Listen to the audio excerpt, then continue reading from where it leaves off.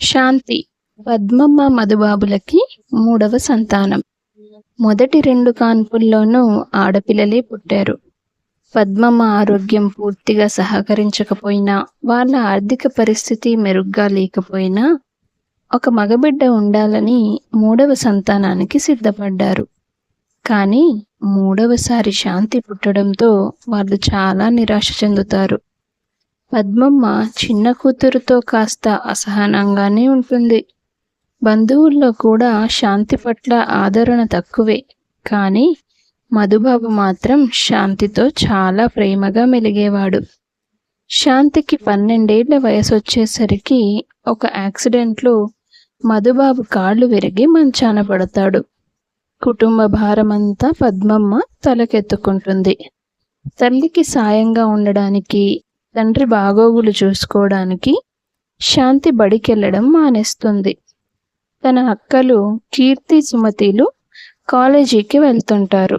శాంతి ఇంటి పనులు, తండ్రికి సపర్యలు చేస్తూ ఖాళీ సమయంలో చదువుకునేది. బడికి వెళ్ళకపోయినా ఫీజు కట్టి 10వ తరగతి పరీక్షలు పూర్తి చేసుకుంటుంది. మధుబాబు ఆరోగ్యం పూర్తిగా కుదుటపడకపోయినా కాస్త మెల్లిగా అయినా నడవగలిగి తన పనులు తాను చేసుకోగలుగుతాడు. ఒకరోజు శాంతి తన తల్లితో, "అమ్మ, నేను కాలేజ్లో జాయిన్ అవుతాను" అంటుంది. "మీ నాన్న ఆరోగ్యం కాస్త నెమ్మదిగా ఉన్నా కూడా పనికైతే వెళ్ళలేడు. మీ అక్కలిద్దరి చదువే నాకు చాలా భారంగా మారింది. ఇక నీకు కూడా ఫీజులు కట్టాలంటే నా వల్ల కాదు. ఇంట్లోనే ఉండి పనులు చూసుకో" అనేసి విసురుగా వెళ్ళిపోతుంది శాంతి తల్లి. పద్మమ్మ మాటలన్నీ విన్న మధుబాబు భార్యకు తెలియకుండా కూతురు ఇంట్లోనే ఉండి చదువు పూర్తి చేసేలా ఏర్పాట్లు చేస్తాడు. అలా ఏదోలాగా డిగ్రీ పూర్తి చేస్తుంది శాంతి. అప్పటికే కీర్తి, సుమతిల పెళ్ళిళ్ళు జరిగిపోతాయి. ఏదైనా ఉద్యోగం సంపాదించి అమ్మ నాన్నలకి ఆసరాగా ఉండాలి. ఇప్పటికే అమ్మ చాలా రోజులుగా కష్టపడుతుంది అనే ఆలోచనతో ఉద్యోగ ప్రయత్నాల్లో ఉంటుంది శాంతి. ఒకరోజు శాంతి మేనత్త కనకం మధుబాబు ఇంటికి వస్తుంది. "ఏరా తమ్ముడు, బాగున్నావా?" "బాగానే ఉన్నా అక్క. చాన్నాళ్ళకి తమ్ముడు గుర్తొచ్చాడు నీకు." "అలా అంటావేంట్రా? ఒక తల్లి కడుపున పుట్టిన వాళ్ళం. ఎంత దూరంగా ఉన్నా దూరం అయిపోతామా ఏంటి?" "అవును, పద్మ కనబడదే." "అమ్మ డ్యూటీకి వెళ్ళింది అత్త. మంచినీళ్ళు తీసుకో." "ఓ, నువ్వు ఇంట్లోనే ఉన్నావా? మంచిది. ఏంటి అత్త ఎప్పుడొచ్చినా నా మీద రుసరుసలాడేది, ఇవాళ ఇంత శాంతంగా ఉందేంటో" అని మనసులో అనుకుంది శాంతి. కాసేపట్లో పద్మమ్మ ఇంటికి వస్తుంది. "అరే వదినా, ఎప్పుడొచ్చావు?" "ఓ గంట అయిందిలే, అంతే." "ఎప్పుడో సుమతి పెళ్ళికొచ్చావు, మళ్ళీ ఇదిగో ఇప్పుడే రావడం." "అవును పద్మ, ఇంటింటికి మట్టిపోయే, మరి ఎవరి జీవనం వాళ్ళు గడపాల్సిందే కదా." "అమ్మా, అత్త, భోజనాలు సిద్ధం చేశాను. కాళ్ళు చేతులు కడుక్కొని రండి. నాన్న, నువ్వు కూడా." భోజనాలకి కూర్చున్నాక, "అబ్బా, వంకాయ కూర ఎంత బాగుందే శాంతి. నువ్వు ఇంత గొప్పగా వంట చేస్తావని మీ అమ్మ కూడా ఎప్పుడూ చెప్పలేదు." "ఏం చేస్తాం వదినా, నా సంపాదనతో ఇద్దరినే చదివించగలిగాను. శాంతి ఇంట్లోనే ఉందిగా 4 ఏళ్లుగా, అన్నీ నేర్చుకుంది. నేను దాని ఆశ తీర్చకపోయినా అది మౌనంగా ఉండిపోయింది." పద్మ మాటలకి మధుబాబు, శాంతి ఒకరి మొహాలొకరు చూసుకుంటారు. భోజనాలు పూర్తయ్యాక, "ఇదిగో పద్మ, మధుబాబు, నేనొచ్చిన విషయం సూటిగా చెప్పేస్తున్నాను. నా కొడుకు రమణ మొదటి పెళ్ళి పెటాకులైపోయింది. ఆ విషయం మీకు కూడా తెలుసు. ఆ పిల్ల చాలా పొగరుబోతు. ఎప్పుడూ సర్దుకునేదే కాదు. అన్నిటికీ గొడవే. ఆఖరికి తెగదెంపులు చేసుకుంది.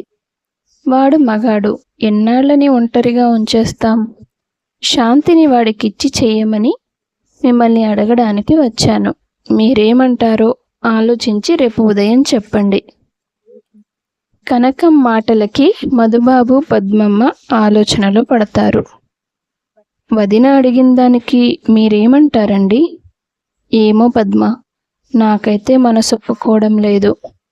అక్కకి కొంచెం నోటు దురుసెక్కువ, అది మనకు తెలిసిందే. నన్ను అడిగితే అక్కకున్న నోటు దురుసు వల్లనే తన మొదటి కోడలు గొడవలు పడడం మొదలుపెట్టి ఉంటుంది. ఆ గొడవ భార్యాభర్తల మధ్య కదండి, వదిన ఏం చేస్తుంది? అయినా మీరన్నది నిజమే అయినా కూడా ఆ అమ్మాయి బయట అమ్మాయి, కానీ శాంతి తన సొంత మేనకోడలు కదా. మేనకోడలు అయినా చిన్నప్పటి నుంచి మీరెవరూ శాంతిని అంత ప్రేమగా చూడనే లేదు కదా. ఆఖరికి తల్లివి నువ్వు కూడా తనని కాస్త దూరంగానే ఉంచావు. ఇప్పుడిప్పుడే తన విలువ తెలుసుకున్నావు. ఇక మా అక్కకి తన విలువ ఎప్పటికీ అర్థమవునో. ఆ ఇంట్లో శాంతి సంతోషంగా ఉంటుందో లేదో. మీరొక విషయం మర్చిపోతున్నారండి. కీర్తి సుమతిల పెళ్లికి మనకు చాలా ఖర్చయింది. ఇంకా వాళ్ళ పెళ్లిళ్లకు సంబంధించిన అప్పు మిగిలే ఉంది.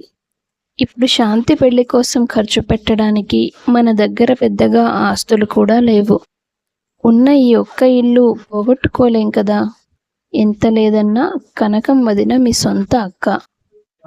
శాంతిని బాధపడుతుందని నేను అనుకోను. మీ మీద ఉన్న ప్రేమతోనైనా శాంతిని బాగానే చూసుకుంటుంది. రమణను మనం చిన్నప్పటి నుంచి చూస్తూనే ఉన్నాం. వాడు ఏదైనా తప్పు చేసినా చెప్తే అర్థం చేసుకునే మనసుంది. శాంతి కూడా నా కన్న కూతురే. కావాలని ఏ కన్న తల్లి బిడ్డను ప్రమాదంలోకి తోయదు కదండి.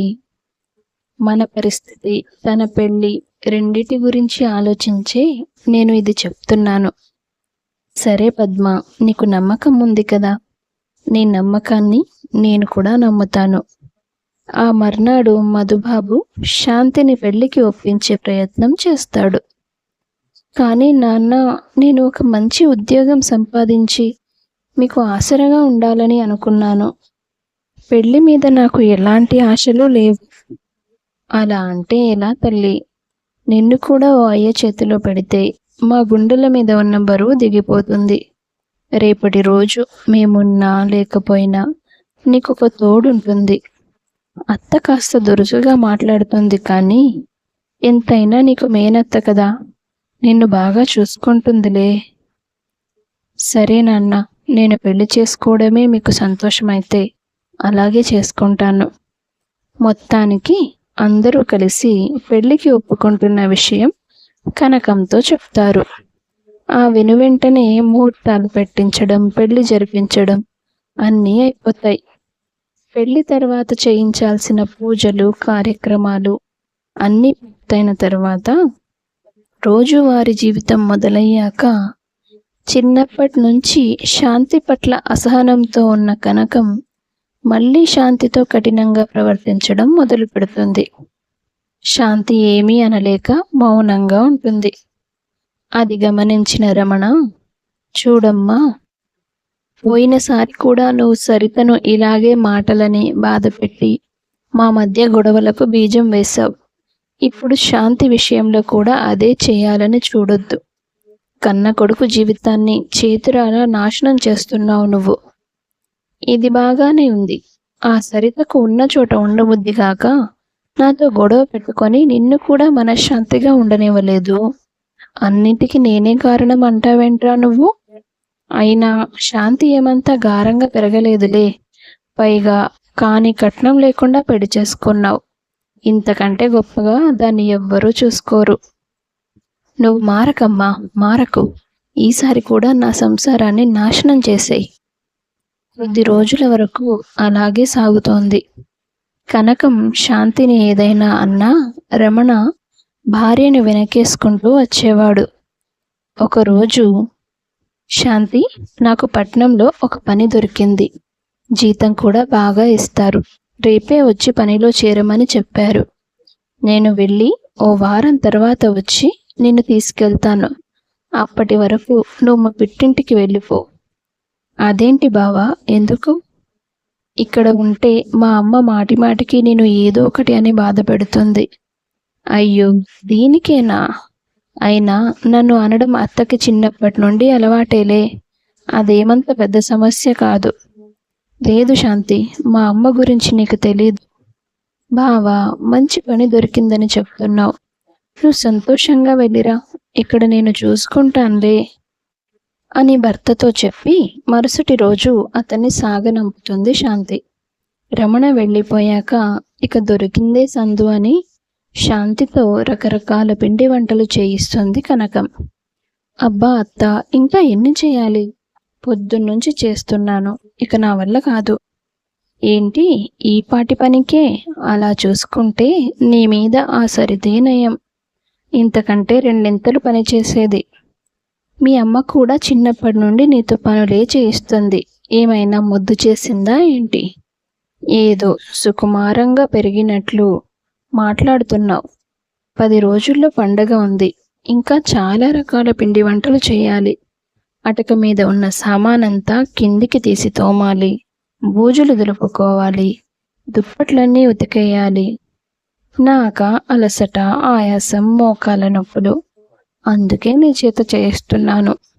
నేను చేసేదుంటే ఒక్క రోజులో ఈ పనులన్నీ చేయగలను తెలుసా? అలా 3 రోజులు గడిచిపోతుంది.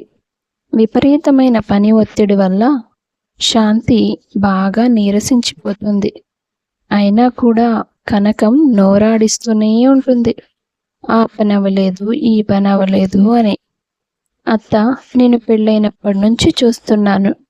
నువ్వు కావాలని ఉన్నవి లేనివి అన్ని పనులు చేయిస్తున్నావు నాతో. కాస్త కూడా ఖాళీ ఉంచడం లేదు నాకు. నీకెందుకే ఖాళీ? ఏమైనా ఉద్యోగాలు చేయాలా, ఊర్లో వెళ్ళాలా? నా తమ్ముడికి వరుసగా 2 ఆడపిల్లలే పుడితే వంశాన్ని నిలబెట్టడానికి ఒక్క మగపిల్లడైనా ఉండాలని నేనే బలవంత పెట్టి 3వ కాన్పు దాకా ఆగేలా చేశాను. కానీ మళ్ళీ నువ్వు పుట్టి చచ్చావు. నష్టజాతకురాలివి. నీ వల్ల నా తమ్ముడికి ఏదీ కలిసి రాలేదు. కాళ్ళు విరిగి మంచాన పడ్డాడు. అత్త, నువ్వు నోటికొచ్చినట్టు మాట్లాడుతున్నావు. నేను నిజమే కదే మాట్లాడాను. నువ్వు అంత ముదనష్ట జాతకంలో పుట్టావు కాబట్టే 2వ పెళ్ళని తెలిసి కూడా నా కొడుక్కిచ్చి పెళ్లి చేశారు మీ అమ్మ నాన్న. కనకం మాటలకి శాంతికి దుఃఖం పొంగికి వస్తుంది. కన్నీళ్లు పెట్టుకుంటూ తన గదిలోకి వెళ్ళిపోతుంది. ఆ రోజు రాత్రి మధుబాబు శాంతికి ఫోన్ చేస్తాడు. ఎలా ఉన్నావమ్మా? బాగున్నాను నాన్న. నిజం చెప్పు, రమణ ఊర్లో లేడంట కదా? అత్త ఏమైనా ఇబ్బంది పెడుతుందా? మధుబాబు ప్రశ్నకి శాంతి ఏమీ మాట్లాడకుండా మౌనం వహిస్తుంది. నాకు అర్థమవుతుంది. ఎంత తను నాకు అక్కైనా నాకు నా కూతురే ముఖ్యం.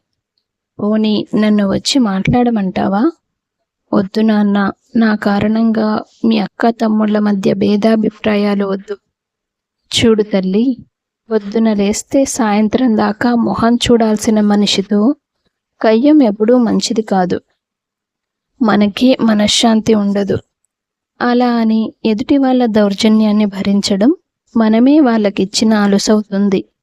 మెత్తగా ఉంటే మొత్తబుద్ధి అవుతుందని ఒక సామెత ఉంది కదా.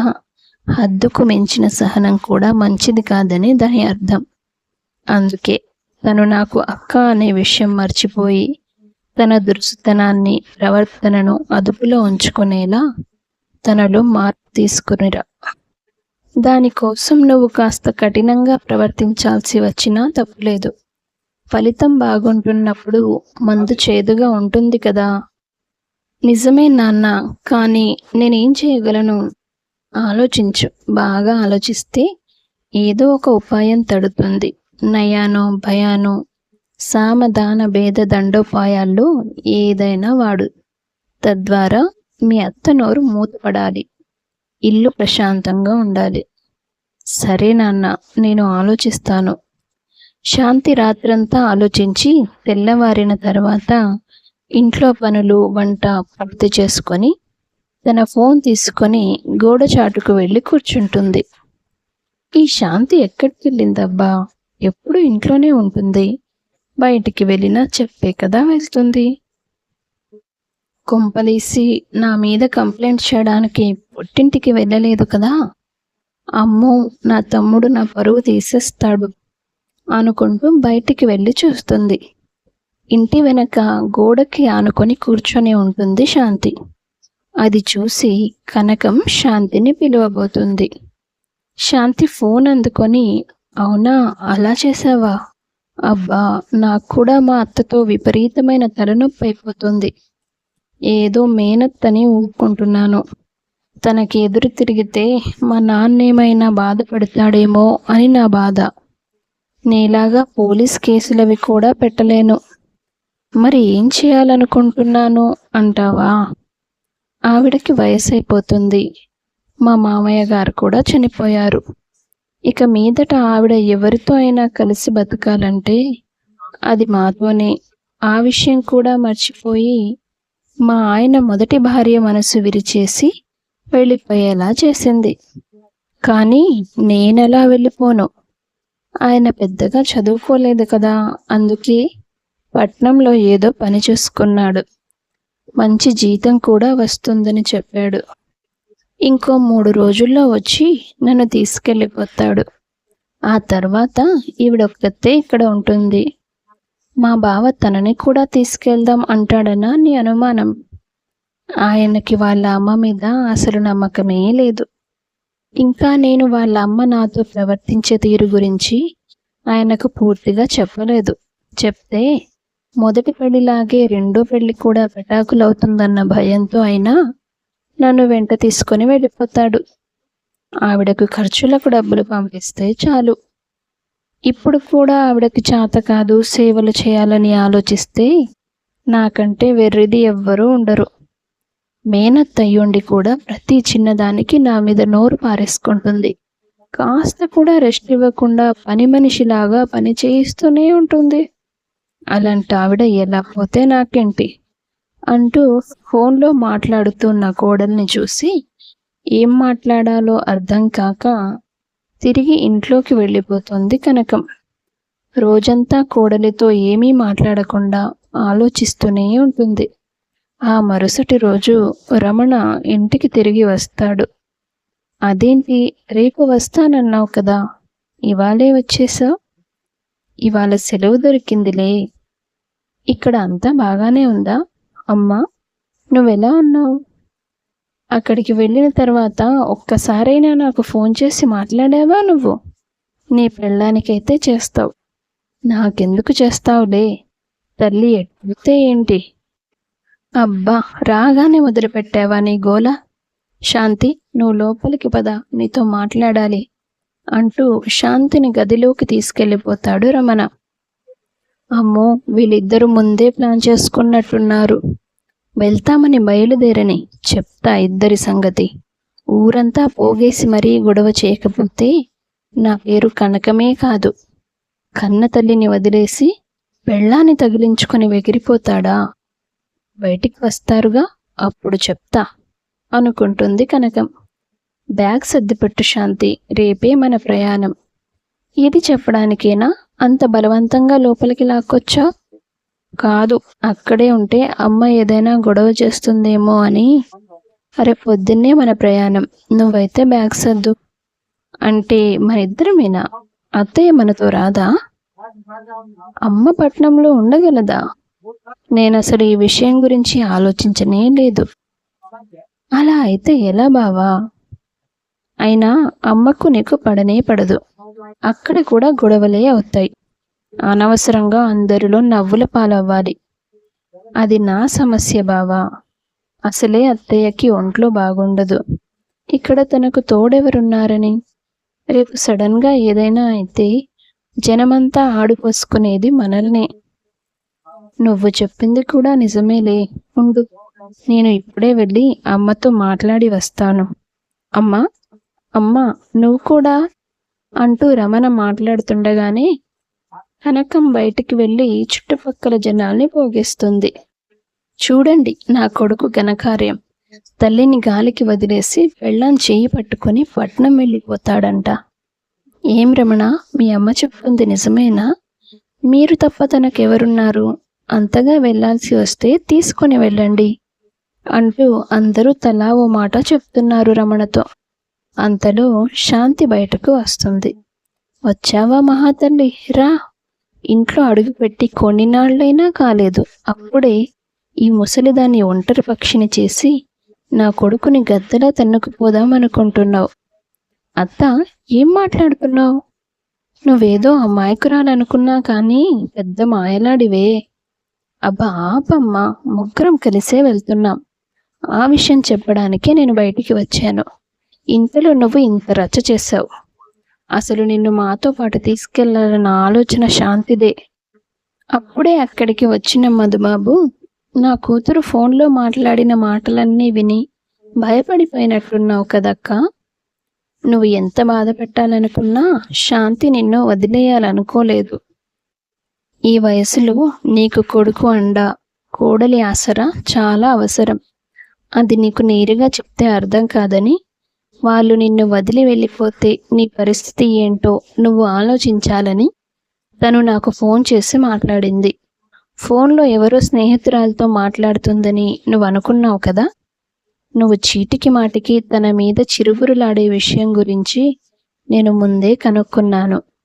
కూతుర్ని అత్తగారింటికి పంపించాను కదా అని చేతులు దులుపుకొని కూర్చోలేదక్క. సొంత అక్క తమ్ముళ్ళం. నా కూతుర్ని నువ్వు చూసుకోవాల్సిన పద్ధతి ఇదేనా? ఇదంతా నేనే వచ్చి నిన్ను అడుగుతానని చెప్పాను. కానీ శాంతి ఒప్పుకోలేదు. మన మధ్య మనస్పర్ధలు రాకూడదు అంది. ఇప్పటికైనా దాని మనసు అర్థం చేసుకో అక్క. అవునత్త, మాకున్న ఒక్కగానొక్క పెద్ద దిక్కు నువ్వే. నిన్ను ఇక్కడ ఒంటరిగా వదిలేసి మేము వెళ్ళిపోతామని ఎలా అనుకున్నా? నా అవసరం నీకు ఉందనే విషయం నువ్వు అర్థం చేసుకోవాలి. అలాగే పెద్ద దిక్కుగా నీ అవసరం మాకు ఉందనే విషయం కోడలిగా నేను గట్టిగా నమ్మాలి.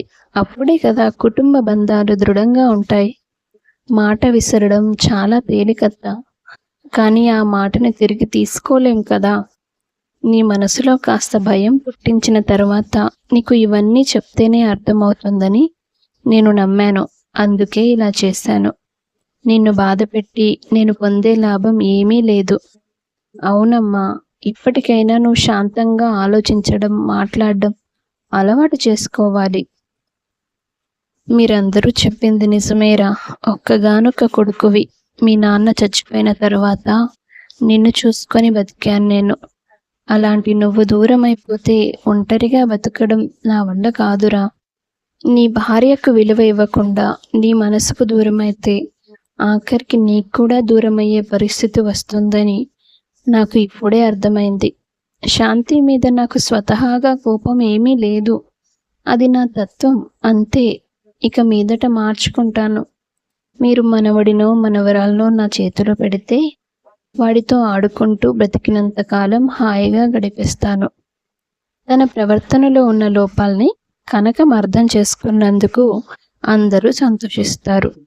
కనకం, శాంతి, రమణ ముగ్గురు కలిసి పట్నం వెళ్ళిపోతారు. శాంతి ఇంటి పనులు చూసుకుంటూ తన చదువు కొనసాగించి మంచి ఉద్యోగం సంపాదిస్తుంది. కుటుంబంలో ఏ కలహాలు లేకుండా ప్రశాంతంగా జీవిస్తారు. నరం లేని నాలుక 40 రకాలుగా మాట్లాడుతుంది. అవతలి వాళ్ళు ఒక మాట అంటే మన మనసు చివుక్కుమంటున్నప్పుడు, అదే మాట మనం జారినప్పుడు కూడా అవతల వాళ్ళకి అలాగే ఉంటుందని అర్థం చేసుకోవాలి. ఈ చిన్న విషయాన్ని అర్థం చేసుకోలేక చాలామంది కుటుంబంలో గొడవలు పెంచేసుకుంటున్నారు. కథ నచ్చినట్లయితే వీడియోని లైక్ చేయండి, షేర్ చేయండి. తప్పకుండా మన ఛానల్ని సబ్స్క్రైబ్ చేసుకోండి. Thank you.